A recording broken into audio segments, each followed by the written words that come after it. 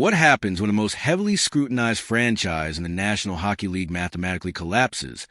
misses the postseason for the first time in a decade, and responds by detonating its entire executive branch in a single, seismic organizational explosion? You do not get a few quiet roster tweaks executed under the comfortable cover of darkness. You do not get a carefully worded press release promising incremental improvement and renewed organizational focus. What you get is a complete, violent, total corporate restructuring that threatens to dismantle the very foundation this franchise spent the better part of a decade constructing around the most gifted goal scorer of his generation. The doors to the tactical war room are locked and sealed today for a massive,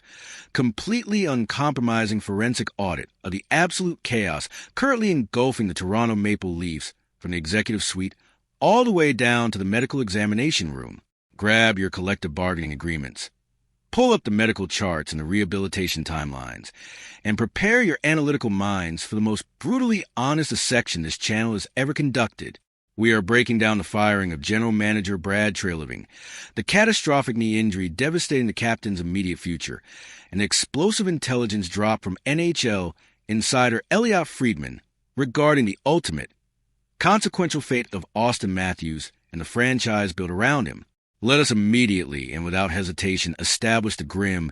completely unforgiving organizational landscape currently defining every conversation happening in Ontario. The Toronto Maple Leafs 2025-26 campaign was an absolute,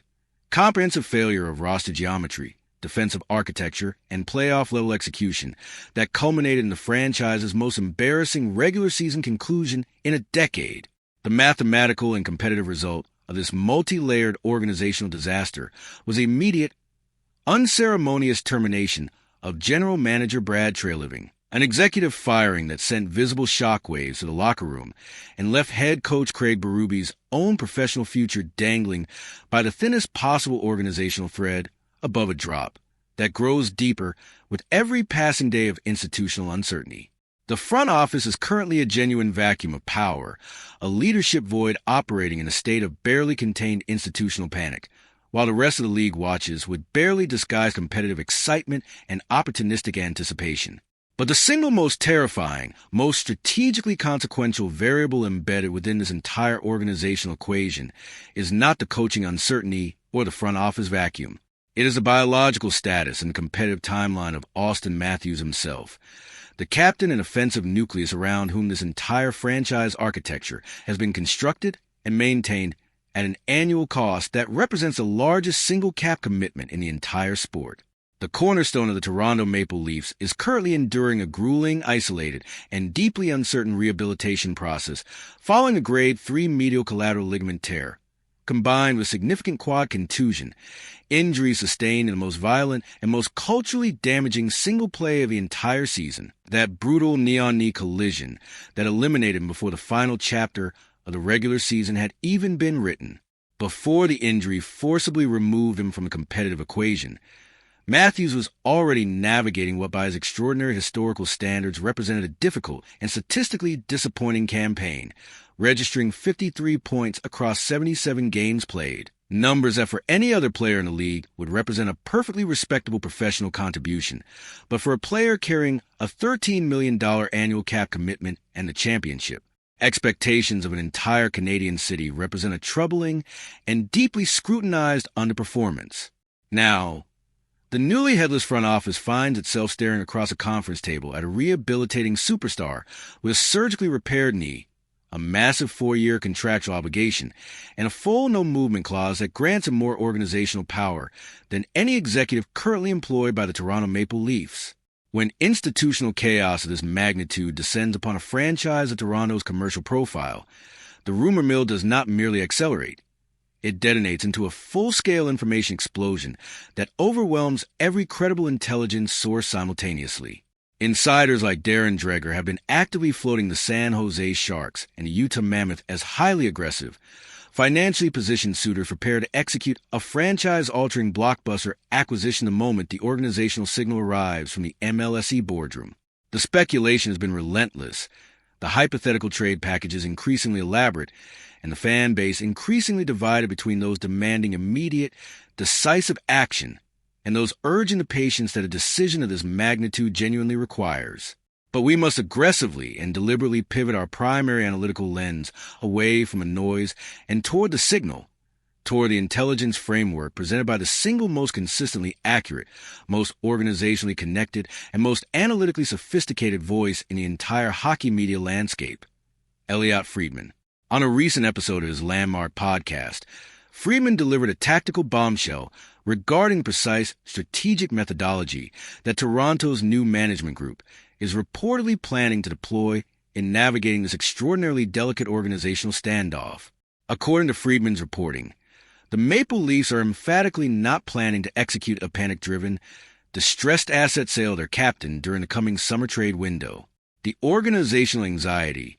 the public pressure, and the competitive desperation that have made Toronto's situation the dominant conversation in every hockey market across North America will not be sufficient to compel a premature liquidation of the franchise's most valuable asset at a moment when his market value has been temporarily and artificially depressed by injury, uncertainty, and organizational instability. Instead, the new management group is preparing to deploy the exact same calculated psychological framework that the Vancouver Canucks employed with devastating organizational effectiveness earlier this season in handling the Quinn Hughes situation. Friedman explicitly and deliberately cited the Vancouver blueprint as a strategic model for Toronto's approach,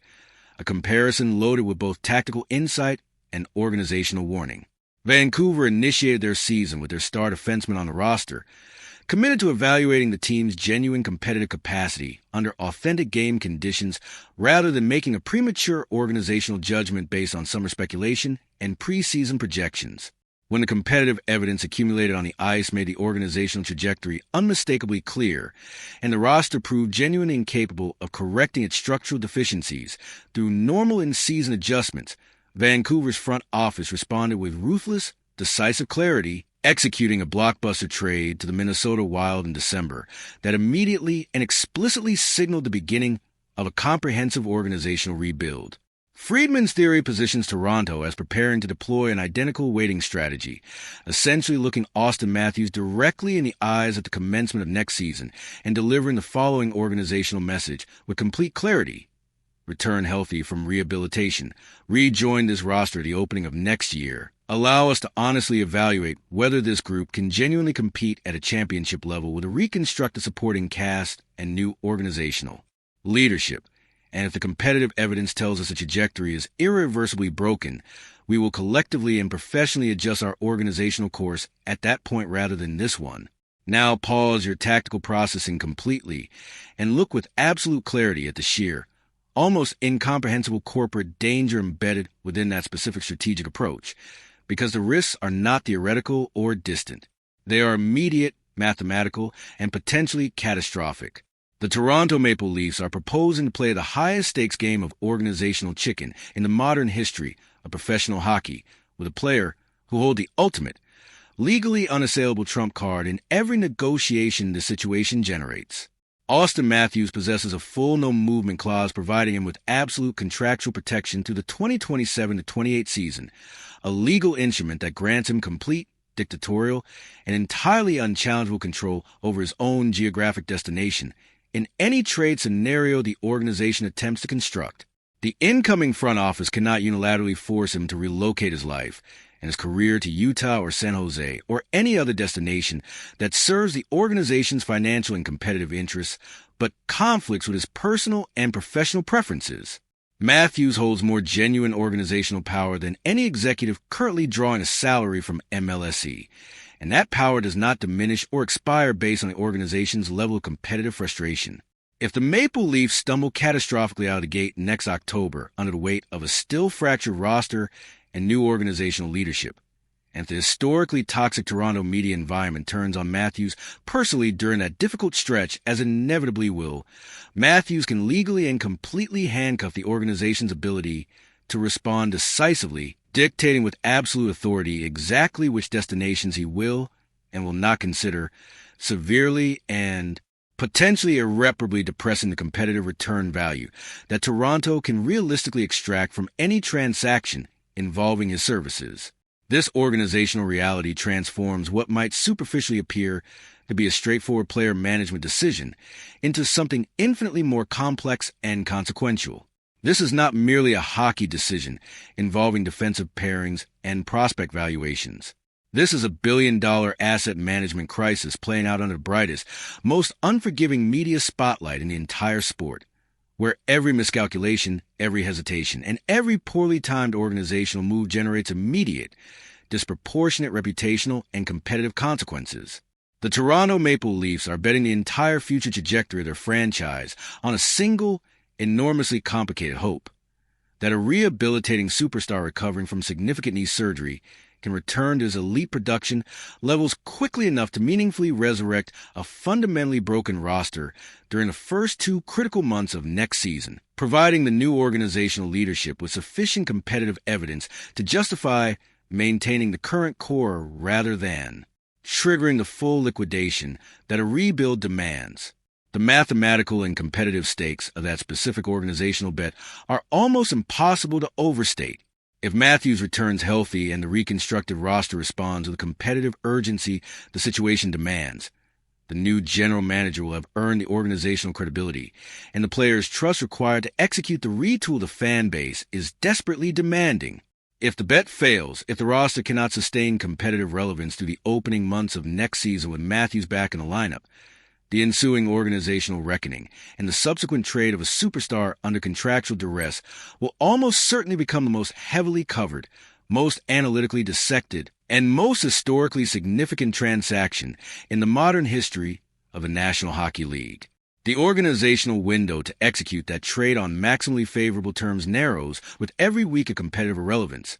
every media firestorm, and every day Matthews spends growing more personally and emotionally disconnected from the organizational vision of front office he never chose. The era of patient organizational mismanagement in Toronto has been killed, buried without ceremony, by the accumulated weight of playoff failures and front office miscalculations that finally proved too numerous and too costly for the MLSE ownership group to tolerate any further. The new executive regime inherits not just a broken roster and a fractured locker room culture, but the single most consequential personnel decision in franchise history. A decision that must be executed correctly on the first attempt because there is no institutional runway remaining for a second chance.